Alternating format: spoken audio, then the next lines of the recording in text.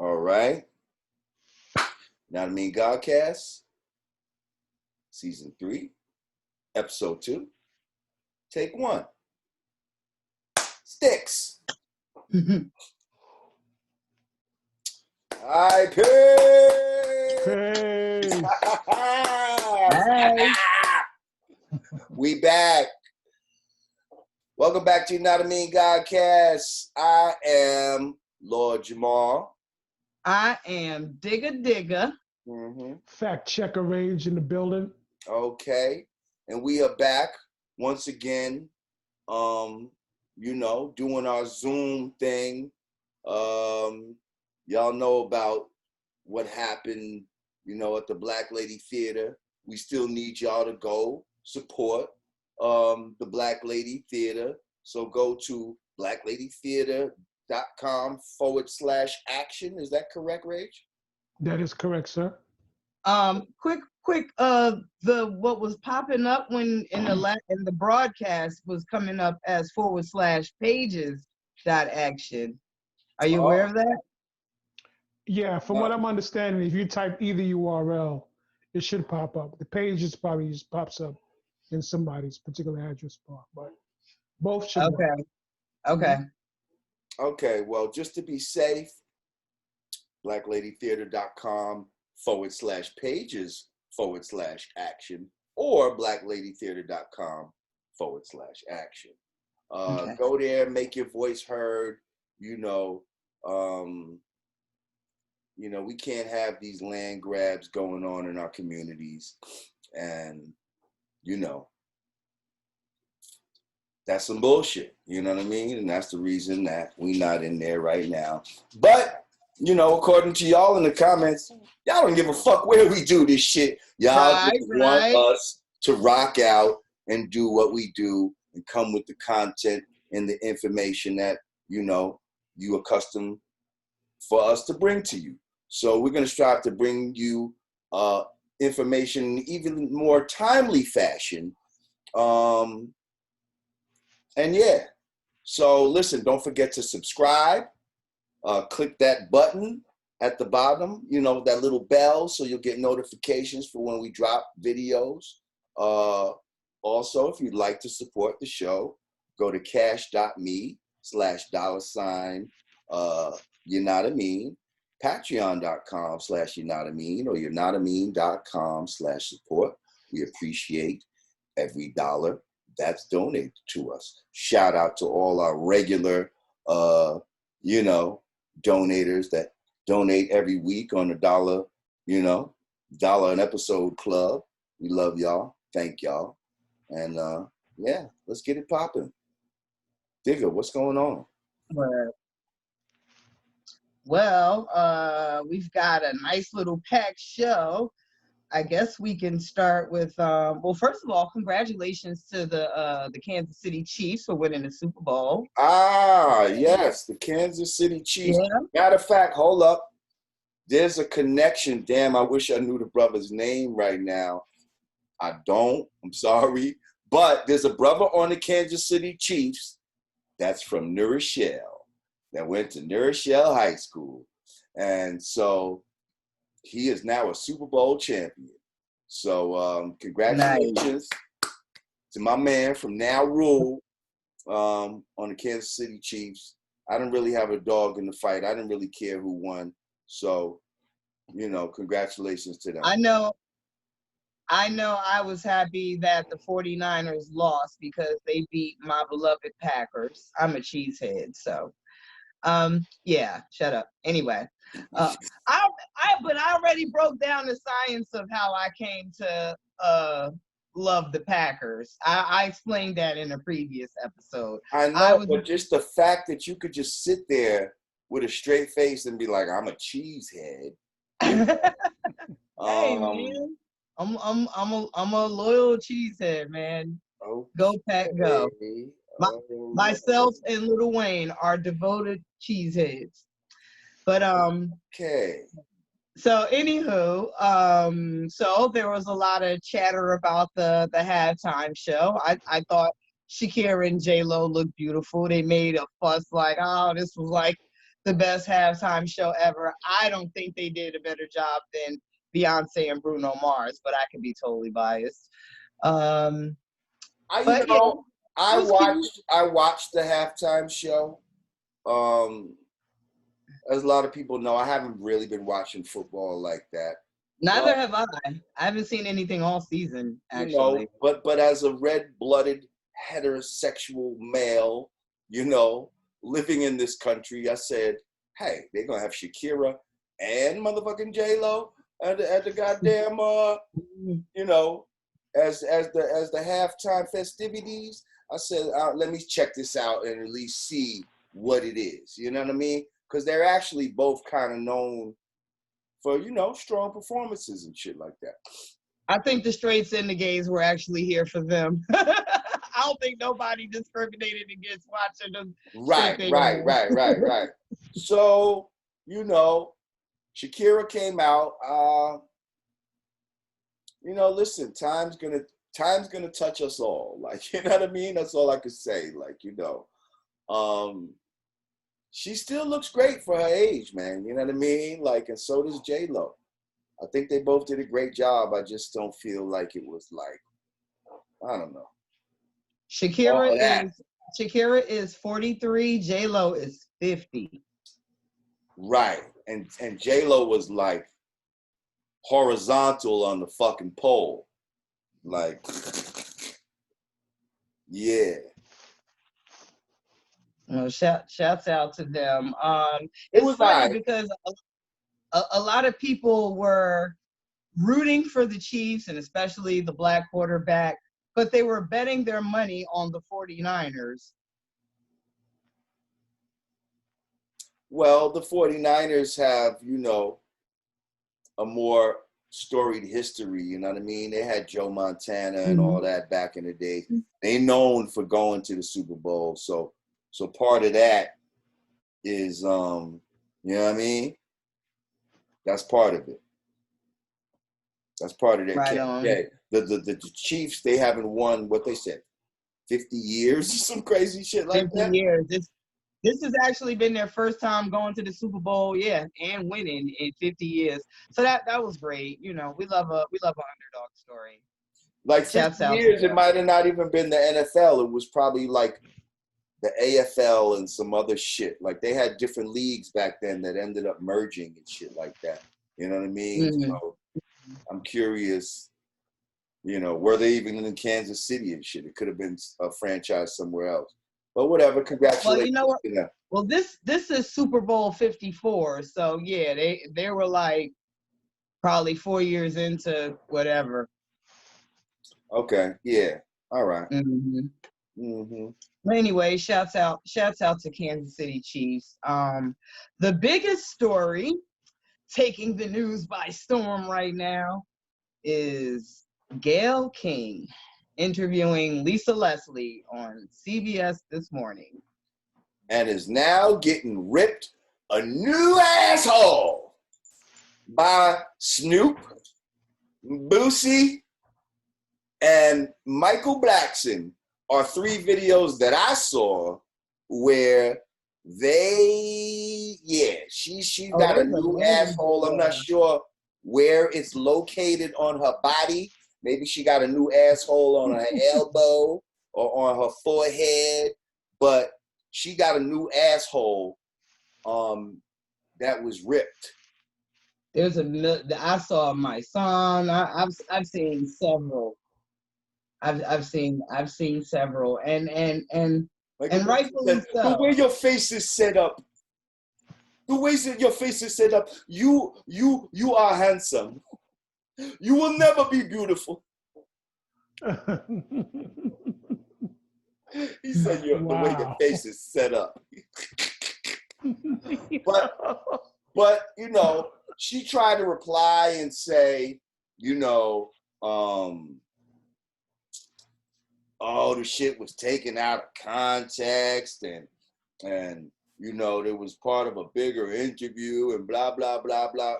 Yo, that shit was not taken out of context. Like, I don't give a fuck what else you said in the interview. There was no reason to ask his peers some shit like that at this time, you know what I mean? Y'all ain't been badgering him about this whole time. Now when he dies in a tragic accident, this is not like he just died of a heart attack or some shit like that.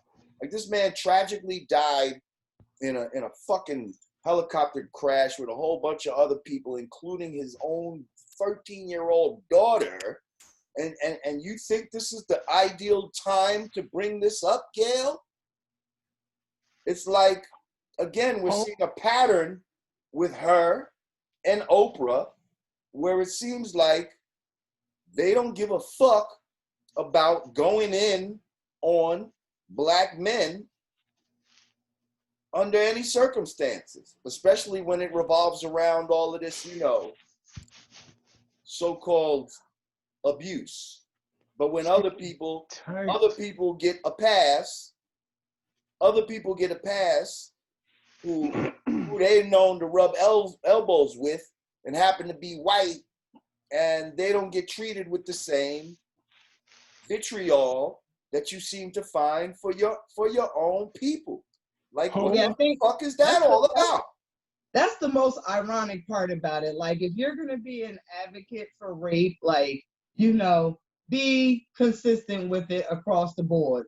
For your Black friends, for your white friends, for your Spanish friends. Like, I'm not mad at you if that's your stance with everybody, but I've heard her say things about looking for the silver lining or something when it comes to, you know, in reference to Harvey Weinstein. It's like you have yet to diminish him in any capacity, but y'all be so quick, you know, to get on the brothers. I just think if you're gonna, you know, if you're gonna keep that have that energy, have that same energy with everyone, not just, you know. Yeah, well, that's not ironic. I refuse to apply irony to that. You know, like with a few other things, I would say. But I hear your point. Well, see, here's the thing. Like, you know, they fuck with people like Harvey Weinstein, but do they have a special coming up on him? You know what I mean? But Jay, what I'm saying, when you stay alive long enough, and you're able to see the machinations of press, journalism, and you know how much work and painstaking time goes into production. After a while, like, you can't keep on having the same ironies or same accidents. Like, some of this stuff is campaign. You know what I'm saying? And you know, you can't address it in a soundbite, but intelligently, if you parse these things out, spread them out, you will see a clear pattern emerge. You know, and it's some bullshit. Now, for instance, like Kirk Douglas, great actor, legendary actor in Hollywood, just died at 103. You know, Michael Douglas's father. Mm-hmm. He's best known for his role in Spartacus. You know, the original Spartacus. Right. Full-time Spartacus. So he just passed. So does Gayle have a interview coming up where she interviews his family or friends asking about his rape case back in the days with Natalie Wood when she was like 15 years old? It's just not going to happen. It's Natalie Wood. It's not going to happen. Their victims are chosen very wisely. You know what I'm saying? Right. Well, you know, the internet's bringing it up. You know what I mean? And we just brought it up here. God damn it. Okay. And I ain't even trying to disrespect Kirk Douglas, but fuck it. We're gonna make a level playing field. You know what I mean? So if you're not gonna if you're gonna do that to ours, then we gotta do it for everybody then. You know what I mean? We're gonna bring light to that to everybody at the most inappropriate times, the same fucking way you just did. Right. Hope. The way your face is set up. You are handsome. That nigga Snoop said, "You funky." What he say? You funky dog face bitch. Like, wow. I mean, I don't think that's cool either, though. I don't think it was cool what she did, and it's not necessary for men to dog her looks out and stuff. It's just, I don't think any of that's cool either. Yeah, but it's funny. It was funny, you know. I'm not necessarily trying to talk her out, but Michael Black said when he said the way your face is set up, that just had me. It was just.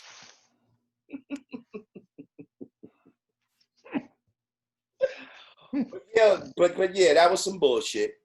You agree, Digga? Yes. Oh, totally. I totally agree. I think it was in poor taste. I mean, we touched on it a little in the last segment. Off over there, fuck is you doing? Oh, I'm looking. Oh, I'm sorry. I'm going down our. Okay. I'm going down our call sheet. No, like you was trying to win millions over there, some shit. Oh, I look like I'm scratching. Yeah, you got scratch off tickets or some shit. No. I definitely. You know, it seems like it is something that's gonna, you know, come up because he's passed away, and I guess when people pass away, you know, that's giving everybody the opportunity to just reflect on their whole life in totality. So people are validating, bringing that up by, well, you know, you can't talk about someone's life in totality without, you know, discussing the ugly with the pretty. But not right now. Like, he's not even in the ground yet. Like, dude, he's not even in the ground. I thought about that. Like, I don't know. Do some documentary like 5 years from now or something. Like, if y'all have to talk about it, like, not right now. Not right now. Like, the knife is still in Vanessa's heart. Like, god damn. Now, real quick sidebar. Fact checker Rage. Are you in a kitchen that like crack is being prepared in? Like, you look like you're cooking crack or something. Let's Stop. It looks like one of those kitchens where crack is could have been assembled. Yes? No. It's a little bit messy. I gotta clean up, but no crack assembled. That just looks like the kind of stove that people cook crack on. That's cool. I'm just saying. Nah. I like the yellow and black microwave though. That's cute. You know what I'm saying? The black and vibes. They fill the pots up with. I'm just saying. No cracks. We might have to use that kitchen as a set for a drug dealer's video. Yeah. I don't think it'll. No, we could just rename the Godcast Cooking. Show. Right. All right. Well, Gayle King, you know, I hope you get your asshole sewed up because you got ripped a few of them. Yeah, and everybody, we can talk about how mad we are at Gayle without coming for her look. Stop it, y'all. That's not nice, man. But I'm saying, like, when somebody that shit hurt, man. Somebody, and all shit is, you know what I mean? Yeah. All shit is fair. All is fair in love and war. You know what I mean? Like. Don't let me get snapping on somebody. What the fuck are you supposed to use? Don't let me turn into Ari Lennox here. What? Why is it so easy for black men to talk about black women looks? It's not just about black women's looks. We talk about an ugly white bitch too. Like, it doesn't matter. Like I'm being funny looking. I'm being funny. Anyway, moving on. I'm joking. Anywho, yeah, no, poor taste, Gayle. Very poor taste. Very, very poor taste. Shame on you. Speaking of putting foot in mouth disease, Miss Billie Eilish, who everyone has come to know for just recently sweeping up all the major Grammy awards. She recently made a little splash in the news for making comments about rappers and rappers lying in their songs. So basically, she was asked about, you know, the content of her music and, you know, is she you know, is she basically faking jest? Like, you know, she sings a lot about suicide and depression. And she said her exact words were, "I'm telling stories," which is different from flat out lying. They do that in hip hop. So this is what Billie Eilish said. The same Billie Eilish that everybody just loves because she looks so fly in her Gucci and her Fendi, and she's got trap beats, and she's taken a couple of rappers on tour with her, and she's so cool and swagged out. And yeah, she had that to say about hip hop. Thoughts? First of all, I don't even really know who this little broad is. You know, I've just been hearing her name recently. I can't tell you what song she's singing and nothing like that.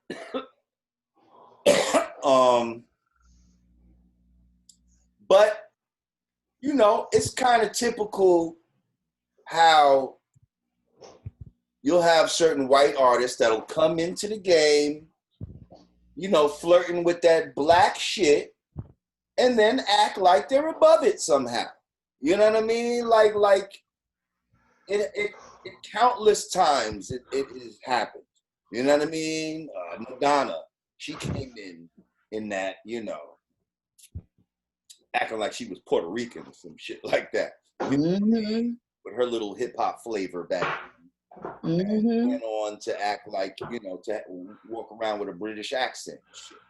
Had Big Daddy Kane fingers all in her snatch. Exactly. Mm-hmm. And then went on to have, like, you know, Guy Ritchie up in her snatch. You know what I mean? Someone like Pink, you know, Pink came in on some fucking R&B, you know, hip hop feeling, and she had nice traction, and then she's just shifted gears, and you know what I mean? I got a record with Pink. I know how that switch gear shifted too, but I'll tell you that off camera. I think I told you that. She just dabbled a little. She just got her feet a little too wet in the pool, and things went sideways. Like, oh, you know what? I'm gonna go back over here with my people. Yeah, translation: that black dick had her going crazy. He fucked it up for the rest of them. She like, oh, nope, I ain't doing niggas. Nope. Yeah, I am going back for my sanity. That's out the Pink though. That was the homie once upon a time. Yeah, but there's a whole bunch that you can name that, you know, have got down with this shit, and then like, is that what happens? Y'all get a hold of these white girls and suddenly they want to get as far away from us as possible? Is that what's going on? What rapper did that to Billie Eilish? That she said, you know what? You niggas is lying. Like, you're liars. It's this was none of it. You said you love me. You lie. they lie about everything. Hey yo, I can't, yo. I mean, well, hold up. Didn't Post Malone say something similar? Like, well, right. If you're looking for like realness or something, don't go to hip hop or something like that. Like, you see, Jay, can I weigh in real quick? Like, listen, this topic, it can be so redundant, man. You will see the exact same play happen. What happens, and this is to your argument. Over. This is to your argument, Jay. It's a question of knowing where to put, as carpenters refer to as the plumb line. Where do you start measuring where culture was started, who the originators are, and who the protectors and vanguard of the authorities are on it? But people come and they sample from the well of things that we create, and then they have elements in the DNA, and then try to deny the DNA later on when it's useful for them to join the mainstream culture. You see what I'm saying? So we always placed in that aberration as the other, you know, for being the formulators of these crafts. But when it's time to get the accolades and be, you know, in prim and prompt society, you got to get rid of us. This keeps on happening, you know, and it's a reoccurring theme on most of the stuff that we're discussing when you know how to connect the dots. That's how I see it. True indeed. And at the same token, we can't keep selling ourselves to them either. Right. Well, that's what. But my point is this, though.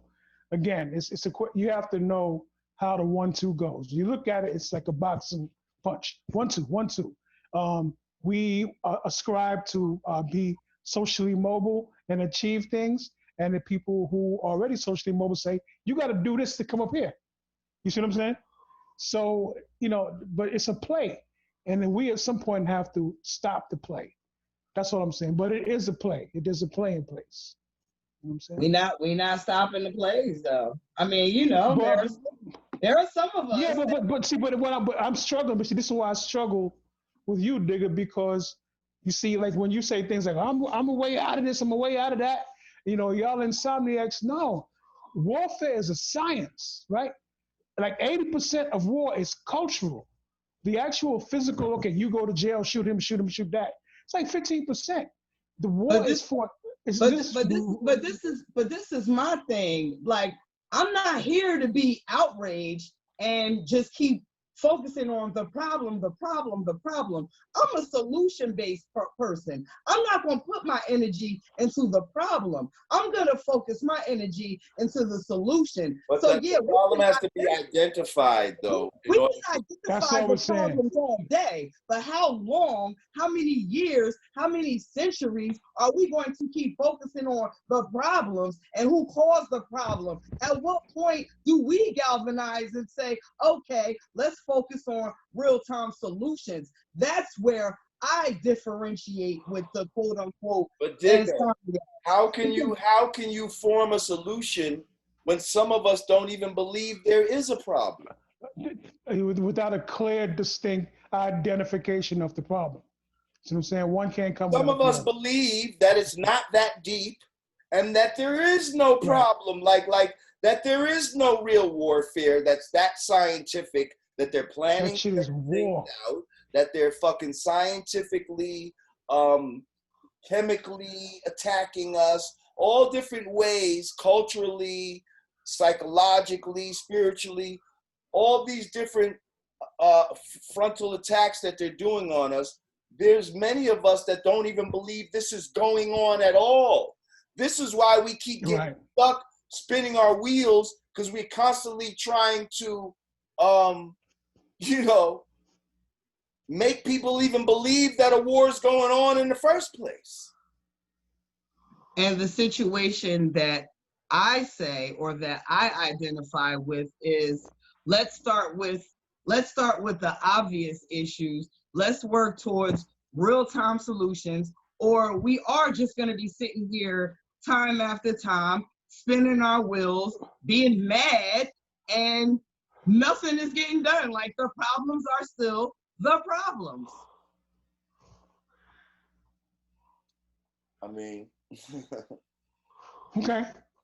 Like, the problem is still the problem. Like, we can sit here and debate about something for a whole hour. I mean, well, let's take the onus off of us. Like, because I believe, like, we are one of the handful of shows that are even willing to discuss things, and for the sake of looking at the grand scheme of things, I'll put myself on the cross to be the devil's advocate, and just to make sure we're weighing we're looking at the situation through every lens. But ultimately, there still has to be a solution-based focus with our energy. Otherwise, we're just ranting. And to me, and when I make jokes about being in my bubble and shit like that, I'm saying things like that because I'm not a spring chicken anymore. Like, I don't have the energy just to be mad anymore. Like, so Digga, let me come in here. Problem, please. And then immediately spend the rest of my energy working on a solution. See, this is my argument right here, and I hear what you're saying, because there does need to be a devil's advocate in order to maintain, or prevent what's called an echo chamber in terms of ideas is bouncing around. But because otherwise we're just preaching to the choir. But what I'm saying is this: now, in terms of the onus and responsibility, I want you to consider the fact that just by amount of time and heart you've put into this craft, you are becoming a part of Vanguard. Vanguards are necessary committees. There's a Grammy committee. There's an Oscar committee. People who are outside of the camera frame who are deciding, does this particular action fit the criteria of what our fathers created? Or does this propagate what we want to happen in the future? Only your wisdom and experience from things can be like, no, wait a minute. I know what that artwork means. No, wait a minute. That's what a marketing person does. No, fuck that. This director did that. And start connecting the dots. And behind the scenes begin to massage and hold people accountable. See, this is what Sidney Poitier was attempting to do with I want to cut you off, baby. Let me just shed some light to our audience because you're almost speaking in code. Like, I know what you're saying, but just to make it general to the public, we kind of touched on the whole Grammy. I'm speaking to to our audience now. We touched on the Grammy situation again, and they kind of they clown me like, yeah, you see, you're getting roasted in the comments. So my thing was, at the end of the day, before the Grammys, before Nas was invited to the Grammys, before that whole thing even took place, actually, unbeknownst to all of us, those two actually did a record together. They did a video together. There's artwork. Lil Nas X is in a picture in his b-boy stance. He ain't got the colorful clown suit on. He's straight like on his knees with the jail pose going on. There's a video. In the video, Nas is Big Nas, Little Nas. Like, there's a whole music production that these two have together. And the only point does that have to do with anything? That's not the point of what we were saying. Go ahead. Let me finish. We're talking to the audience. This ain't you cut me off. This is me explaining to the audience. I'm getting to the point. The point is, my point that I said was the Grammys was just simply a show that they put on with all the motherfuckers that was on the record. That's all I said. And you went into your spiel about how they're passing the torch, wooty wooty woo. And that's what the fuck they did. Regardless if they had something prior to that. They used that opportunity to symbolically pass a torch. And that wouldn't have been possible without Nas signing up for it. We're not saying that. We're not. You're right about that. Of course you're right about that. But what I'm saying is that a symbolic thing happened there that night at the Grammys. Whether Nas signed up for it 5 months in advance makes no difference. That's not the point of what we were talking about. We were talking about what you saw that night and what's going on, period, with Nas fucking with this guy is a symbolic thing, and it's part of this whole agenda that's going on, how they want to transition one thing from another. That's all we were saying. I'm not agreeing and saying Nas didn't sign up for it, and a lot of people pointed that he signed up for it. But that's the point that I was making. Like, these powers that be can't do none of this stuff that we're always mad about unless we give them the power to do it. That's absolutely. Digga, I'm in agreement. Can I make one analogy? Okay, study neocolonialism, right? Before, the actual colonizer relationship is fought against, you'd have the freedom fighter, who would be like, no, we want to colonize out, we want to be free, we want to govern ourselves, we want to practice our culture this way, et cetera, et cetera, et cetera. Once they chase the colonizer out, they take power. But the colonizer can come back in, befuddle what they've done with another leader, and begin to rule through proxy. You understand? And then you have what's called neo-colonialism. So hip-hop is going through neo-colonialism, which means some of our people who are in power, some of our former leaders and former representatives are not being checked by our vanguard. So by proxy, people with bigger agendas is beginning to use them. It definitely falls on Nas. I'm not even saying he was right or wrong to do it. What I'm saying is that a certain amount of responsibility has been given to one person, where a committee is needed to have a discussion on these type of matters. That's all I'm saying. And you should be on that committee. I would like to take this opportunity. We're not going to spend too much time on this. No, we did.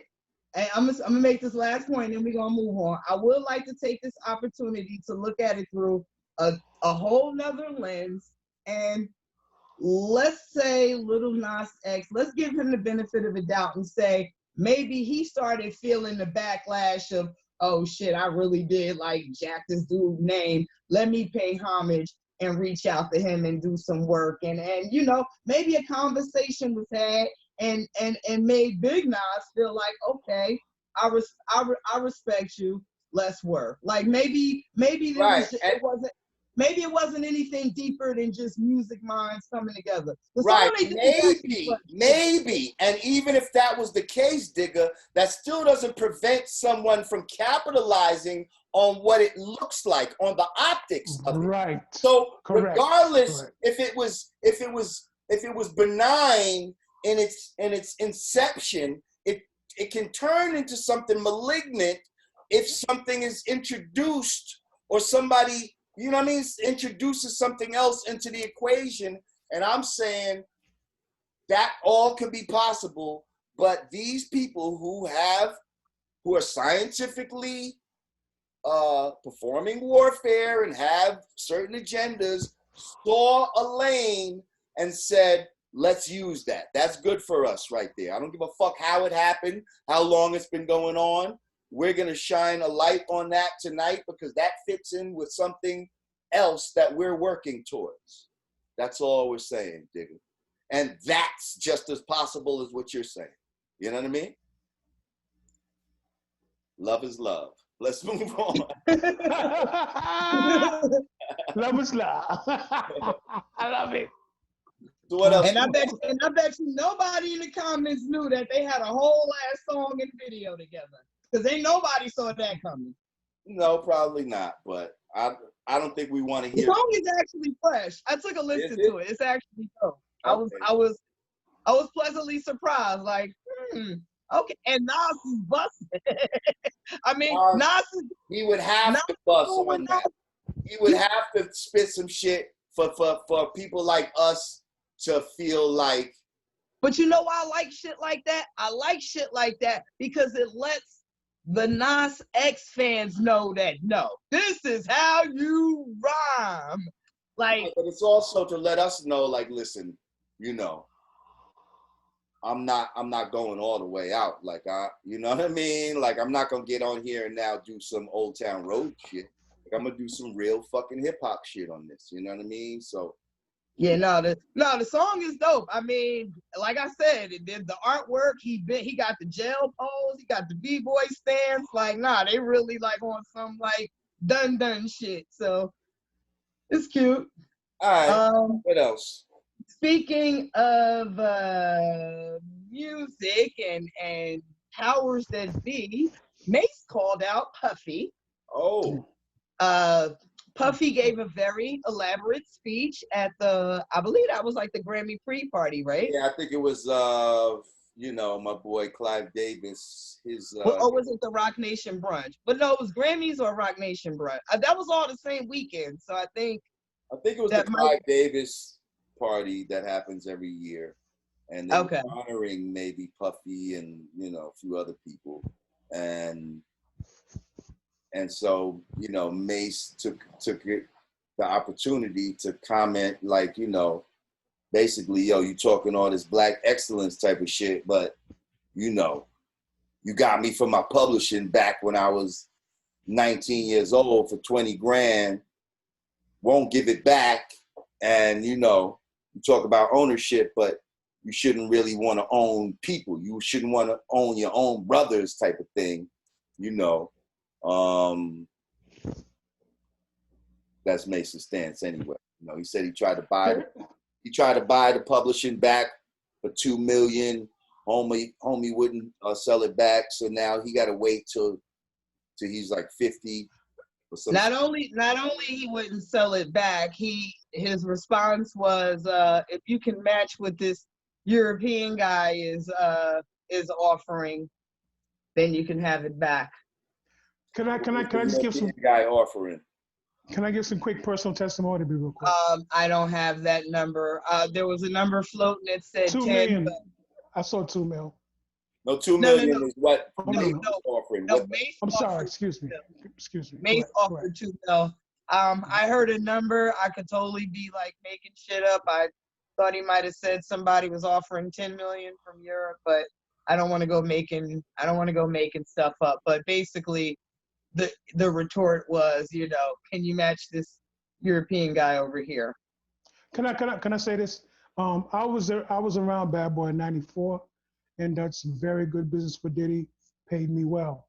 1994 for Christmas, he was in Trinidad, and for Christmas he gave his entire staff and all his artists that book by the brother. I think Donald Kashifa. Oh, well, there's two. There's everything you need to know about the music business and everything you better know, or something like that. It was everything you better know. At that point, Jay. And that's Kashif, yes. Kashif, excuse me. And remember, at that point in time, that was considered the Bible in the industry because they had actual contracts in there. Cass was taking the contracts right out the book. Puff got on the speakerphone and said, "Hey, y'all, listen. This is my business. Y'all out there joking, playing, and spending money. But all of y'all need to read this book. Don't come back to me after a while talking about, yo, you jerked me." He said, "This is the business. So handle your business and everything be good." I was like, damn, that's interesting. For a person they say is going around jerking everybody, for him to give them a book or how not to be jerked. I see that as a contradiction. Also, from my personal working with Diddy, Diddy's a person that do recall numbers. He recall how much he spent in Miami on you, how much you over budget, all the details that the average person don't think that they're spending, that they think is just, whoop-la, whoop-la. Nah, brother, this coming out your marketing budget. So until I see the actual numbers being discussed and some of the particulars, I wouldn't exactly know where to weigh in. But I wanted to say that and get everybody off of this Puffy's evil shit. I don't believe that. I believe in business, never personal. Right? Yeah. I believe in business, never personal. I believe, we want, naturally we want our own to do what's morally right and what's personally right. And you my man, hook me up. But yeah, see, that's just not real life business. You wouldn't expect a Jimmy Iovine just to hook you up. You can't expect a Puffy just to hook you up just because he a brother. At the same token, Puffy cannot run around now and start talking about, the eras of the past, and now we're on this new page of Black love and Black ownership, and you can't stand on that soapbox if your actions aren't going to correspond with your words. I think that I think that ultimately, if you're gonna be business, be business. Continue preaching shrewd business. Don't preach Black love and Black ownership, because we know financial literacy is not the problem. The problem is access. We know what the fuck to do with the money when we get the money. The problem is the access to it. And if you're going to deny, someone the access, you can't preach that. You can't preach that Black love and Black access and Black unity. You can't preach that. You have to. Let me just weigh in on this real quick, because I kind of beg to differ when it comes to this whole business, not personal shit. I believe that's some white people shit. I believe Black people actually do take business very personal. I think it is intertwined, and I think that this whole concept of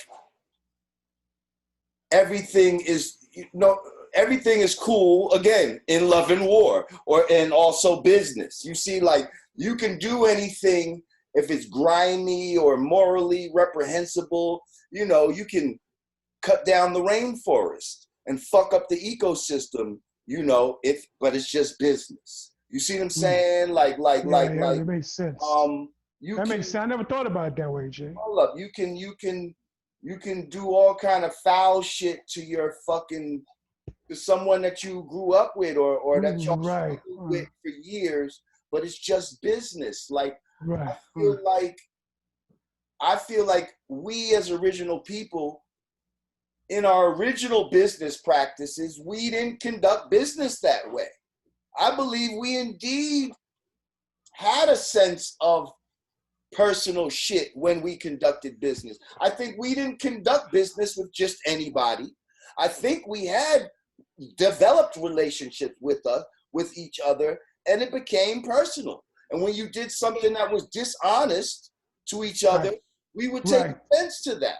It's only in this and how we've been taught business by white people and this society that we live in, especially cutthroat, competitive America, that, oh, business is business, and, you know, whatever the fuck, you know, you got to do during business is okay. Like, you know what I mean? I don't necessarily subscribe to that. Let me ask you this, Jamar. Do you know any person considered successful that somewhere along the line somebody doesn't feel slighted? See, that's good point. That doesn't necessarily mean that the person though did something. That don't necessarily mean the person did something bad. Right. But it goes both ways. But when someone is successful, and even the more successful, I feel like the more, you know, that whole motto of more money, more problems. I feel like the more successful you are, there's always going to be people along the way, for whatever reason that you may have had to move away from, that are going to feel slighted. And also and that's okay. But if you start doing foul shit and then say it's just, hey, it was just business, like, that's what I'm talking about. Like, that's the type of shit that we can't let ourselves get into, because that's why the world's fucked up now. Because it's to a point where money matters more than people. You see what I'm saying? Yeah. And we have to stop that. Where business means more than people. And that's just, I don't subscribe to that way of thinking. Well, that's why I say stop talking black love and unity if you're going to move that way. Like, if you're going to move that way, fine, move that way. But don't, you know, your words have to correspond with your actions. I hear you, Digga. I hear you.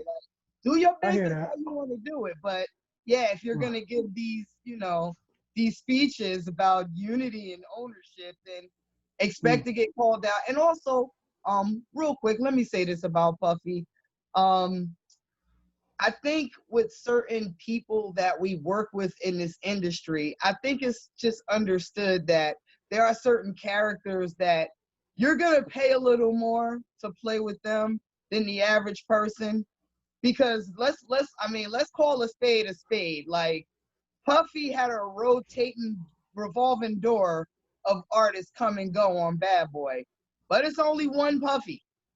Like, I think Puffy can turn, you know, Puffy had a knack for turning lemons into lemonade. Absolutely, yes. I can't necessarily say that those artists would have still been those artists. Exactly. Without Puffy. So if you had to give up a little more to fuck with Puffy, absolutely. It is what it is. Listen, let me just say this, nigga. When you was around Bad Boy at that time, it was like a cherry tree. Every A&R in the business was trying to get up on 44th Street to get in that studio to just pull somebody away from Mase, pull somebody away from Black Rob, get a remix, find out what was going on. So anybody that came through there, Puff understood, hey, by the time you come to this house, bro, you guaranteed a certain amount of sales just because. So I'm gonna need this amount off the publisher, off rip, before I touch a button, before we choose a sample. You see what I'm saying? And a lot of people took offense to that, you know what I'm saying? But it is what it is.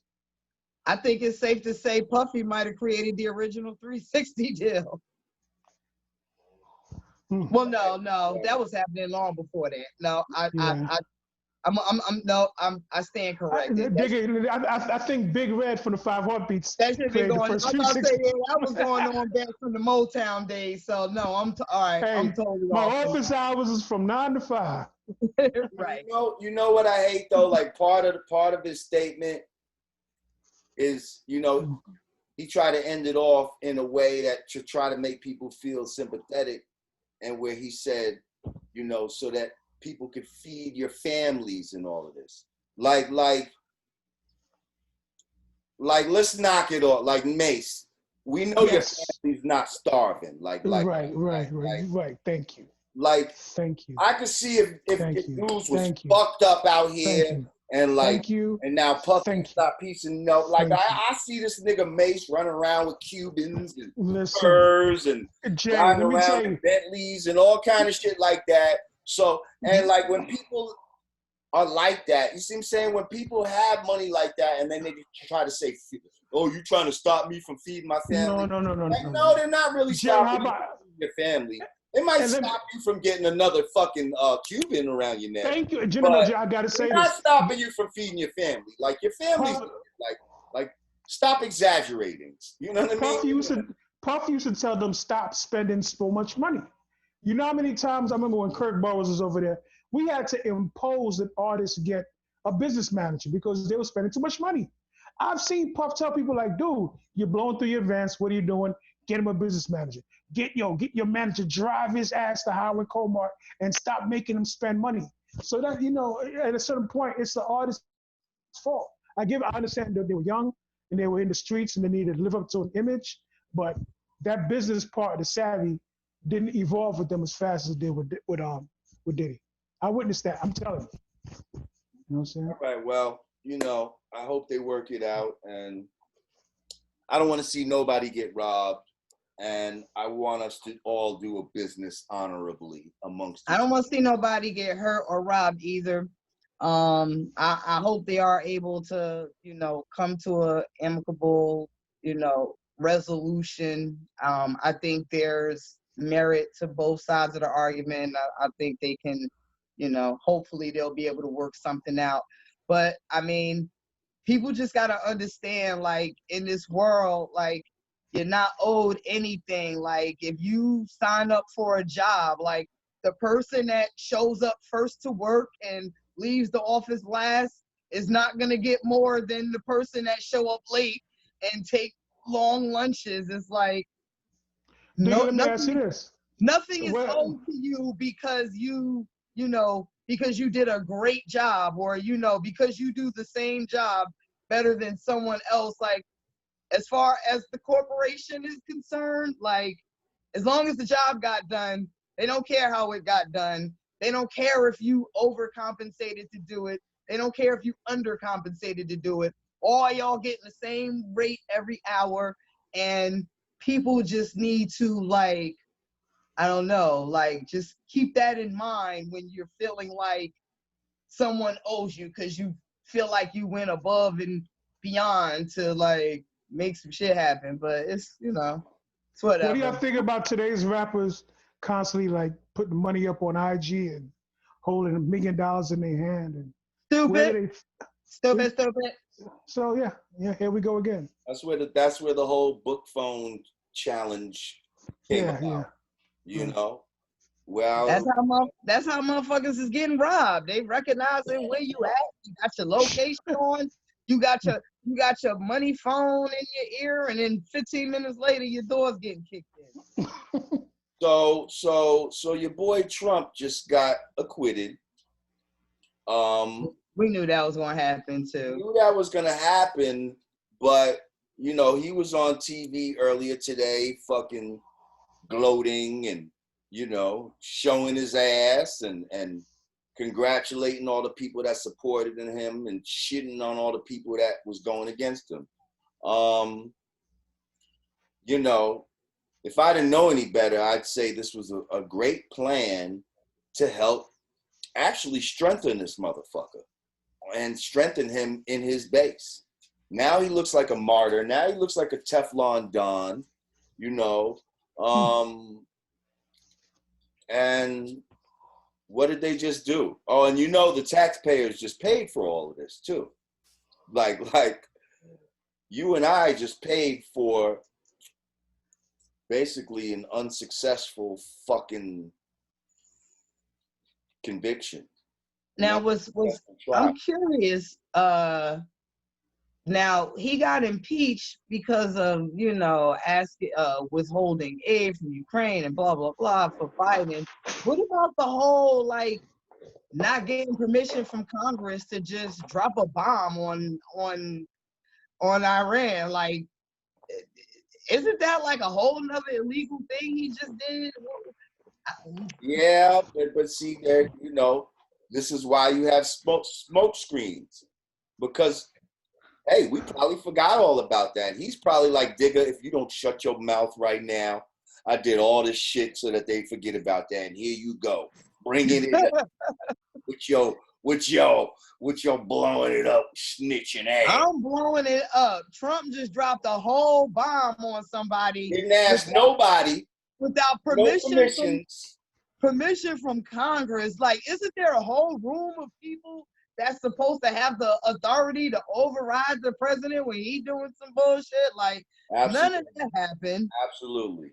None of that happened. And then tried to lie. Y'all peeped it. In the beginning, they was trying to say there were no casualties. Y'all might have missed like a week or two later.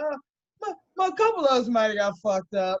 They tried to slick release some death reports after the fact. Well, that was a whole clusterfuck. Yeah. I guess we were mad. We were mad at Nancy Pelosi first. Like, hurry up, what's taking you so long to send the articles? I guess she like, this is why. Because I knew the motherfuckers wasn't going to convict you. This broad ripping up the speeches after the State of the Union. And it was a manifesto of mistruths. Like, shut your ugly ass up. And she's white, okay? Shut your ugly ass up in Nancy Pelosi. And it's not that I'm even on this nigga's side. It's just she's fucking annoying too. Like, you know what I mean? Like, all them motherfuckers get under my skin. Like, they all look like those type of motherfuckers that, you know, when you was going to school, these was the teachers and shit like that just would not let you get away with some shit. And that was just threatening to call your mother every... Yeah, and just like, no, we're going to go by the rules. And you know what I mean? I'm sorry, you were walking too fast in the hallway. I told you can't run in the hallway. I'm going to send you to the fucking principal. You know, like, shut the fuck up. I'm sorry, I like those teachers. Nah, I hated those teachers, man. I used to have a lot of problem with these motherfuckers. Me too. I used to be mad at the get over teachers. I'm like, stop letting these little kids run circles around y'all. Let me get to learn. These fucking devils. Those are the teachers that have some understanding, man, for a motherfucker, man. You know what I mean? And some love and compassion. That's what that was. No, they just didn't give a shit. Love. They said ain't no love, trick. They ain't get the tough teachers were the cool teachers. All them get over, push over teachers just didn't feel like being bothered with y'all, or they was scared of our parents. Come on. I like to teach. I like the teacher that was go get your parents. I like them teachers. We need more of those. I should have been a teacher. Fuck them kids up. I'm sorry. Yeah, I'm sorry. I just went off on a tangent. Like, I'd be so tired of little and red faces. Anyway, yeah. Oh, check it out. Was fucking with speaking of entitled white men, fucking Bernie Madoff is requesting to come home now because he's been diagnosed with a terminal illness and has only 18 months left to live. I said, motherfucker, the intention was for you to die in jail. That's why you got 150 years to begin with. What makes you think you was coming home? This nigga said he wants to reconnect with his grandchildren. Like, bro. Like, motherfucker. You know how many fucking niggas is in jail right now fucking 90-something years old with all kind of fucking health problems and shit. Matter of fact, my man just came home from the Fed. He did 15 years with diabetes on dialysis and all kind of shit. Fucking people passed away, they ain't let him come home. None of that type of shit. Like they wasn't entertaining none of that type of shit. If he would have fucking been on his deathbed, you know what? They'd have been like, oh well. They just would have let him fucking die in there. Like, thankfully, he didn't. You know what I mean? Thankfully, he came home and got through it.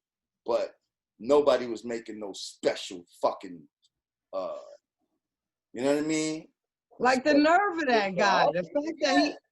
The fact that he even asked, I'm like, how entitled do you have to be to really like make that motion? Well, I guess people make motions all the time. It's just like, you know, some are just outright laughable. But my thing is, you were sentenced. I could see if you were sentenced to 30 or 20 and, you know, was just going to come home when you was like 80, 90. My nigga, you were sentenced to 150 years. It was meant for you to die in jail. Right. Like there was no intentions of them letting you come home. But now here's the thing. It's, you know, it's crazy that he asked, but now we don't know if it's even crazier if somebody, one or two people entertained it. Like it might not happen, but it might have been entertained. Like, well, can we let this motherfucker out? Like, I mean, he is pretty old. He is about to die. You know what I mean? He is a good old white guy. He is, you know what I mean? He is part of the good old boys club. That's somebody. That's somebody trying to get a money grab. Like, yo, if I can assist in getting him home, I might get a bag for that. Matter of fact, you know what's almost similar to this? Rush Limbaugh at the motherfucking State of the Union receives the American Medal of Freedom Award from the president, which is supposed to be like the highest civilian honor that someone can receive. And this fucking racist piece of shit got it from Trump. Like, are you serious? Like, what they do? Yo, it's fucking crazy, yo. It's fucking crazy. Like, so. I think I don't know. It to me the White House, you know, the Oval Office just plays ping pong. It's like Democrat, Republican, Democrat, Republican. Like, and with each one, it just gets further and further, like more and more unbelievable. It's like, you know, Bush did what? You know, it's like Clinton did what? Bush did what? Obama did what? Trump did what? Like, hang on, what? You know, there wasn't a lot of Obama did what? You know, other than, you know, I mean, he had some bad. Well, his did what was just a black person made it to office. Like, I know that, you know, there's some questionable practices because I mean, I love them, but you know, everybody loves like slandering for one reason or another. So we can say he has some shit with him too. We can say he has some questionable practices. Nobody's saint, but you know, in comparison to the rest of them, like, right, you know, he definitely he carried himself better than most of them. You know what I mean? Just on a superficial level, on you know what I mean? Like on an aesthetic level, he was probably the best president that I can remember. And we had the most regal first lady. Okay. Some are trying to say that that's really the first man. Oh, you know that's going around, right? They keep trying to say that Michelle is really a fucking. Don't piss me off. I swear they're saying that. I've heard. I don't care. I'm not. That's what I'm talking about. Don't even give that energy. No, don't even bring that up. We all black is beautiful over here. Yeah. Fuck, I don't care who said that. Black, white, fuck it. Not even giving that energy right now. Oh, both sides have said it. It's crazy. So fuck them. Fuck you and your mother, whoever said it. Oh shit. Well, you just got my hot damn fucking. Get your fan, girl. Get your fan. You just made me just trigger a damn hot flash. I don't play that shit when it comes to Michelle. Okay. What, you got her playlist and shit all up and ready to go? I don't know what the hell she doing right now. She just that bitch. What's with the Obamas coming with their playlist now though? Like I think they got a podcast coming on Spotify. So yeah.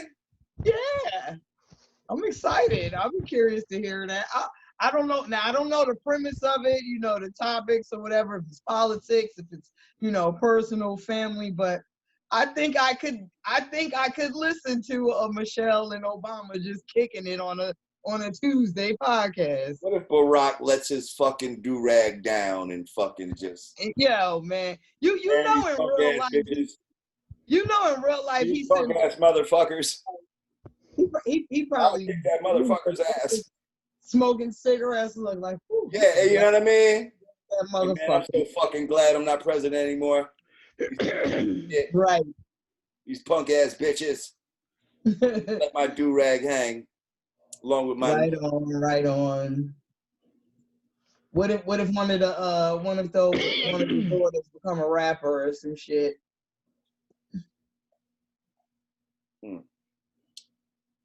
All right, we just now. It is so late, y'all, but we was determined to give y'all a show. I think is this the part we getting sleepy? Just started getting. I think what's been down. Look, Rage is like.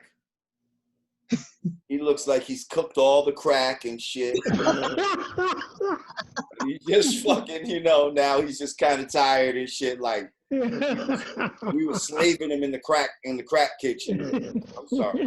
I can't even Gotta front. get money, baby. Huh?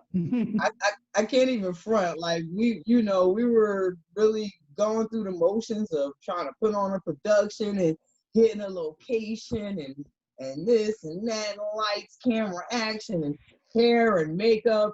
I'm here for the just putting on my sweatpants and flip flops and just perching in my living room like, howdy, insomniac. And being in your underwear from the bottom down, and then don't nobody even know. From the waist up to the fox. You have your slippers on, don't nobody see your feet, nothing. You just Goodness gracious. Check up from the neck up. That's right. I think we got a nice shit. This looked like a good hour and a half, man. Yeah, I mean, in other, I guess in tabloidy news, there was a little riff between Meek. I'm about to say Meek and Mickey. Meek and Nicki. Meek Mill and Nicki Minaj, right? They had a little shouting match somewhere. Yeah, well, there was a shouting match, but then there was actually a Twitter war yesterday. Yesterday being Wednesday, and it got real ugly. It got real personal. They were definitely like hitting below the belt. It started with there was a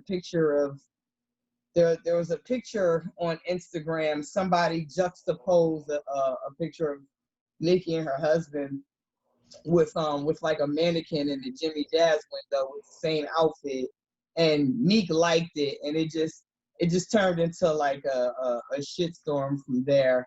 It actually was unsettling to watch. Like, I always feel bad when I see two people that loved each other like just going in on each other like that.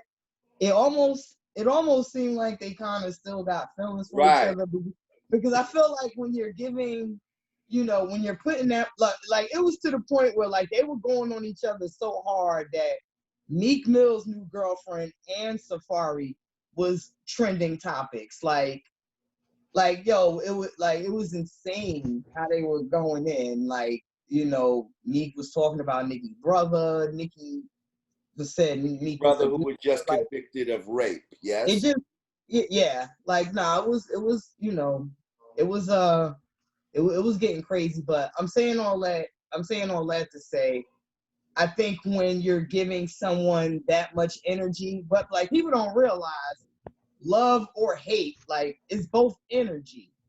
So like the only way to like really get past something and not be affected by something is to be flat. Like you have to be, you know, like Neutral. Well, yes, right, because those are polar opposites.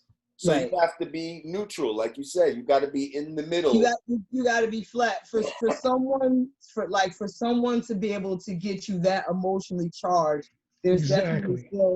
definitely still feelings there, and Yep. I don't believe you can be in a relationship with someone for, you know, for that long and not, you know, not still have some sort of feeling, you know, whether it's just friendship or otherwise. But I really hope at some point, you know, moving forward or just in the future that they can just kind of sit back and laugh at this. Like maybe they'll never be friends, but at least be amicable. It just hurts to see like someone that was, you know, people that you know loved each other Well, that's the thing. They, you know, attack each other like Buddha, that. in Buddhism, you know, they call it Zen or whatever. You know, it's like that you have to detach. They still have an emotional attachment to each other, whether they want to admit it or not. You know what I mean? And it's being manifested in a negative way. Right now, they have to be able to emotionally detach, because if you're detached, you're not going to feel one way or another about it. It's not that I love it so much or I hate it. Like I'm detached from it. You see what I'm saying? So I don't feel either way about it. And You got to be indifferent, right? That's exactly. You got to be Once indifferent. they get to that point, but you can only be that way by not being emotionally invested in what it is that you're talking about. You know what I mean? Well, I'm gonna keep both of them in my prayers. I mean, I know the Barbs hate me because I've been, you know, on some MC shit. I've been critical of Nicki just on like, you know, girl rapper petty shit, but on some like on some woman shit, like just, you know, hold your head, sis. Me, hold your head, bro. Like just, you know, you don't have to give, you know, try to whatever y'all dealing with, just try to contain it. You know, it ain't for everybody, you know, to make a spectacle out of it and be trying to antagonize or, you know, dissect what y'all got going on. Y'all know what y'all got.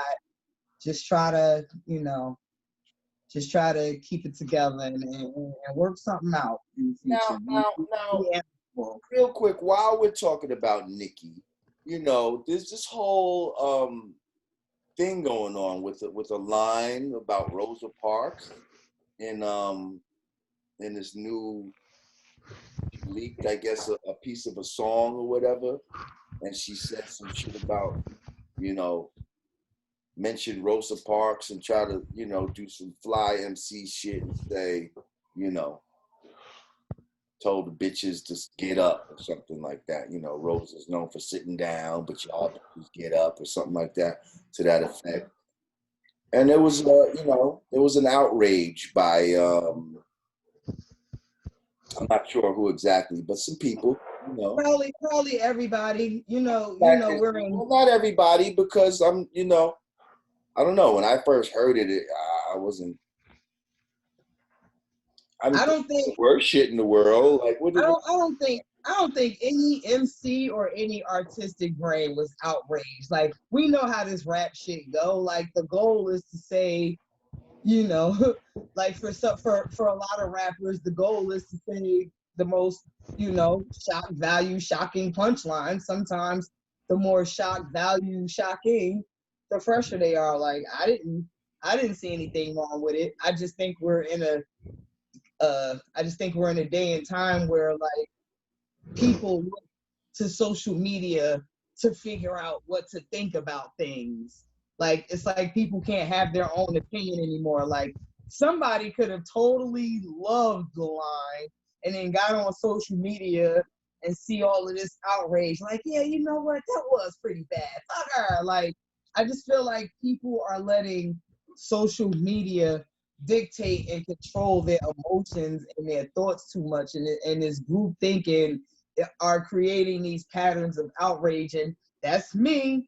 You know, and that's what I'm talking about, like staying in my bubble. Like I was guilty of it, logging up, like not even thinking twice about some shit, getting on social media like, what? Right. Like, and that's why I like to sometimes like just analyze for myself, like now I'm just like, shut up. Am I everybody. really outraged about this? Like because when I really looked at that, I was like, man, there's been worse shit said. Like that wasn't some shit that I, as a woke person or whatever, am even really all that outraged about. Like No. it wasn't all that. It wasn't all that to me. And it's like, and you're not gonna make me feel outraged just because you feel outraged. Like, you know what I mean? Just like I can't necessarily make you feel outraged by shit that I'm outraged by. Like it's up to you. It's all what we have attachment to. You know what I mean? But whatever, man. I just brought it up because they making a big deal. You know what I mean? Yeah. I could dig it. Well, I think that's our time, y'all. That is our time, y'all. Hell out of here. Listen, we appreciate y'all, spending your time with us. Once again, subscribe, like, comment, click the bell so you get notifications. If you'd like to donate to the show, go to cash.me/$Yanadameen, patreon.com/Yanadameen, or Yanadameen.com/support. We appreciate y'all. Shit. Little cough, man. Got to get rid of this shit. Oh, we was going to talk about the coronavirus, right? We forgot about that. Oh, well, we can touch on it briefly. Just another one of those pandemics that gets everybody in a stir. Yeah, and it's all of a sudden you don't hear from it anymore. Some big shit. But the apparently the doctor that first brought it back to the hospital in Wuhan's attention has officially died today, yesterday, February 6th. He was detained back in December because they were afraid that he was going to, cause a stir. And now he's dead. And, I guess they were mad at him for unleashing the hounds and letting it get out that, that this was something that was spreading. But hey, I mean, we had SARS, we had Ebola. Like, I don't know, do these diseases go away, or there's just another disease that becomes more popular? Like, should we still be scared of Ebola? Should we still be scared of SARS? Should we still be scared of anthrax? Like, what the hell? What's going on with Don't be scared of nothing, yo. That's what the fuck. What's going on with the pandemic? They want you to just be scared of yourself. Like, and that's why they make the symptoms so ambiguous. Oh, right. A cough and a sneeze. If you cough and sneeze, you might have fucking Ebola. Like, shut the fuck up, man. Everybody coughs. Wait, I did. It's a good man. Shut the fuck up. I did see one person in the comments say, people like me gonna be the first ones to fall victim to mass destruction. Let me tell y'all something. This bitch right here got all the motherfucking legal artillery in the world with the underground bunker in Reedus, Pennsylvania. Okay, you better fuck with me when that day comes. Okay. Don't let this motherfucking Peruvian bundles fool you. Okay, this bitch got aim. Okay. Yeah, Digga, why'd you set yourself up for a meme by flapping your hair like that? Why'd you just? Oh God! Somebody fly away, girl. Make it get out of me. You're gonna fly away. Well, look, we appreciate y'all joining us once again. You know what I mean? Y'all must not know about me. We're gonna try to do a fast turnaround, get run out fast, and come right back and hit y'all again. So until the next time, for the Yanadameen Godcast, I'm Lord Jamar. So until the next time, I'm Bernie A fact checker rage. There you go. All right. Peace. Peace.